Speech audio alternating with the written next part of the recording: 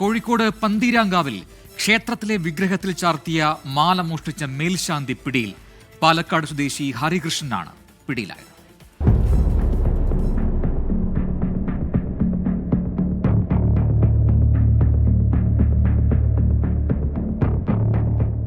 പന്തീരങ്കാവ് മഹാവിഷ്ണു ക്ഷേത്രത്തിലെ വിഗ്രഹത്തിൽ ചാർത്തിയ 13 ഗ്രാം സ്വർണമാലയാണ് മോഷണം പോയത്.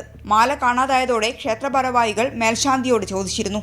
ഇതിന് ഇയാൾ പറഞ്ഞ മറുപടി വിഗ്രഹത്തിൽ കളഭം ചാർത്തിയതിനടിയിലാണ് മാല എന്നായിരുന്നു. 3 മാസം മുമ്പാണ് മേൽശാന്തിയായി ഹരികൃഷ്ണൻ ചുമതലയേറ്റത്.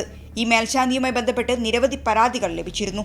പല ആളുകളും ഉദയമായിട്ട് നാട്ടുകാരടുത്തു നിന്നൊക്കെ ഓരോ സാധനങ്ങൾ വാങ്ങിയിട്ട് തിരിച്ചു കൊടുക്കാത്തൊരു അവസ്ഥകളും ഷോപ്പുകളിലായാലും കുറച്ച് പൈസകളൊക്കെ കൊടുക്കാൻ അങ്ങനെയൊക്കെ ഞങ്ങൾ കേട്ടിട്ടുണ്ടായിരുന്നു.